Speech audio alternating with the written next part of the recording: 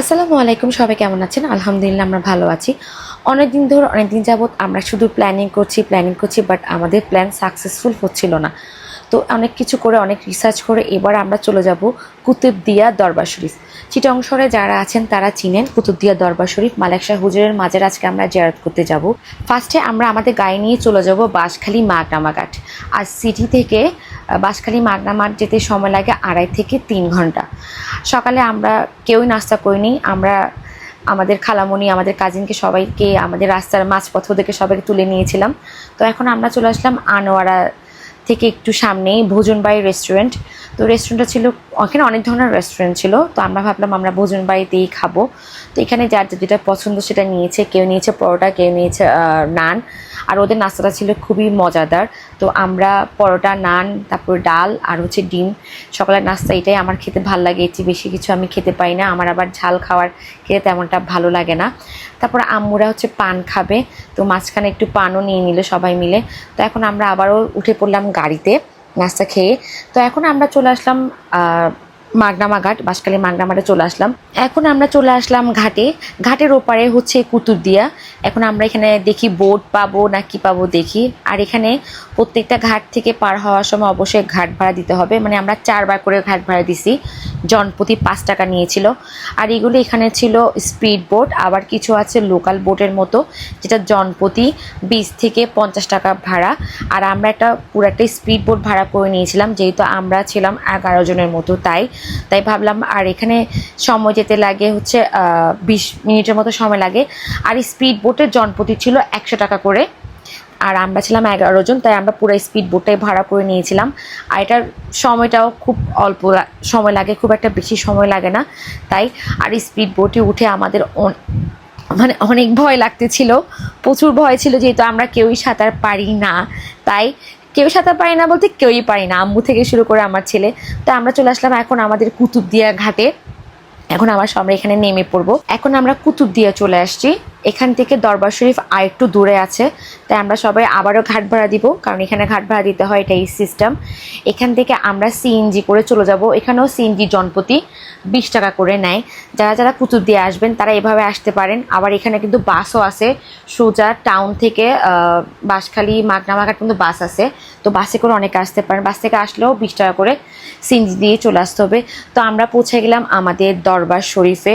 আমি আসলে অনেক ছোটোবেলায় দরবার শরীফে আসছি, কিন্তু আমার বোন, আমার ছেলে, ওরা কেউ কিন্তু দরবার শরীফে আসেনি। আমার আম্মুও আসছে, আমার আব্বুও আসছিল আমাদেরকে নিয়ে, আমার নানা নানি, আমরা সবাই মিলে আসছিলাম। তো এখন আমরা চলে গেলাম মেয়েদের ওই সাইডে, ওখানে যাব আমরা, অজু করব, ইভেন আমরা গোসল করব। এখানে মেয়েদের আলাদা করে ঘাট আছে গোসল করার জন্য, তাই আমরা চিন্তা করলাম আমরা একটু গোসল করে নিই। তো গোসল করার পর আমরা আমাদের জিয়ারত করার পর সবাই আমরা এখান থেকে রওনা দিব, যেহেতু এখান থেকে অনেক দূর যেতে সময় লাগে। সন্ধ্যা 6:30 লাস্ট হচ্ছে এখানে বোট থাকে, তাই আমরা আমাদের জিয়ারত করে সব কিছু সেরে আমরা এখান থেকে রওনা দিলাম। আমরা আবারও অটোতে উঠে পড়লাম সবাই মিলে। আবার আমরা ঘাটের দিকে মানে আমরা খুব অল্প সময়ের মধ্যে জিয়ারত করে সব কিছু সুন্দর করে সেরে নিয়ে আমরা চলে যাচ্ছি। আপনারা যারা কুতুবদিয়া আসবেন তারা সবাই এভাবে নিজেদের পার্সোনাল গাড়ি নিয়েও আসতে পারেন, আর না হলে আপনারা বাসে করেও আসতে পারবেন। আমরা আবারও আমাদের একটা বোট ভাড়া করে নিয়েছি, সবাই স্পিড বোট। কিন্তু যাওয়ার সময় এই স্পিড বোটটা ছিল খুবই স্পিড, আমরা অনেক ভয় পেয়েছিলাম। আমি তো মুখে মাস্ক পরেছিলাম, যেহেতু আমার একটু ট্যান্টের সমস্যা আছে, অনেক রোদ ছিল তাই। আর আমার বোন তো ভয়ে, ওর অবস্থা খুবই খারাপ, ভিডিওতে দেখলে বুঝতে পারবেন, ও তো অলমোস্ট কান্নাই করে দিবে। ও খুব ভয় পাচ্ছিল, কিন্তু আমার ছেলে ভয় পাচ্ছিল না, কিন্তু আমি অনেক ভয় পাচ্ছিলাম। ভয়ে আমার অবস্থা একদম কি বলবো, যেহেতু আমি সাঁতার পাই না আর সাথে আমার বাচ্চা আছে, তাই আমার খুব বেশি ভয় লাগতেছিল। আল্লাহর কাছে শুকরিয়া, আমরা খুব ভালোভাবে সুন্দরভাবে পৌঁছাই গেলাম মাগনামা ঘাটে। তা এখন আমরা সবাই ওখান থেকে বের হয়ে গেলাম।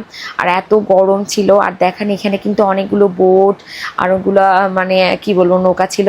আর আমার কাজিন আমাকে ধরে ধরে নিয়ে যাচ্ছিল, আর আমাকে বলতেছিল ওনাকে আমার খুব বিগ ফ্যান।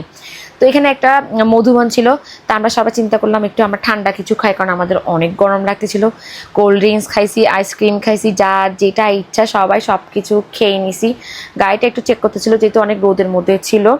এরপর সবাই মিলে আমরা আবার গাড়িতে উঠে পড়লাম। গাড়িতে উঠে আমরা হুলস্থুল এটা সেটা মজা করতেছিলাম। আর সবার অবস্থা দেখেন, গরমে সবার অবস্থা খুবই খারাপ। গাড়িতে উঠে যে যার মতো একদম শেষ।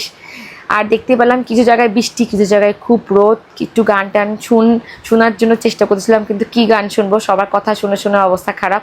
এরপর চলে আসলাম আমরা টানেল রেস্টুরেন্ট। এটা হচ্ছে টানেল দিয়ে যাওয়ার সময় পরে রেস্টুরেন্টটা দেখে খুব ভালো লাগতেছিল, তাই ভাবলাম আমরা সবাই এই রেস্টুরেন্টে খাওয়া দাওয়া করবো। আর দেখে খুবই পরিষ্কার পরিচ্ছন্ন মনে হচ্ছিল, আর ওদের খাওয়াটা কিন্তু আসলে অনেক ভালো ছিল, আমার কাছে তো অনেক ভালো লেগেছে। আমরা লইট্টা ফ্রাই, গরুর মাংস, বাচ্চাদের জন্য বিরিয়ানি, আমাদের জন্য শুটকি ভুনা, তারপরে বেগুন ভর্তা, ডাল, সালাদ, এগুলো অর্ডার করেছিলাম। মানে পেট ভরে খুব মজা করে আমরা খাওয়া দাওয়াগুলো করেছি। আর আমাদের পেটে অনেক খিদাও ছিল, বাট ওদের খাওয়াটা আসলে ওভারঅল খুব ভালো ছিল। আপনারা চাইলে এখানে খেতে পারেন, ট্রাই করে দেখতে পারেন। আমাদের খাওয়া দাওয়া শেষ, আমরা সবাই ভরপুর খেয়েছি, আমাদের টেবিল দেখলেই বোঝা যাচ্ছে। খাওয়া দাওয়া শেষে আমরা সবাই খেয়ে নিলাম চাটা আমাদের না থাকলে আমাদের চলেই না। আমরা কখন কি খাই আসলে আমরা জানি না, চা খেয়ে আমরা আবার দইও খেয়ে নিলাম। আর রেস্টুরেন্টের পাশের পরিবেশটা খুবই সুন্দর ছিল। আমাদের খাওয়া দাওয়া সব শেষ, এখন আমরা এখান থেকে রওনা দিব। আল্লাহ হাফেজ, বাই।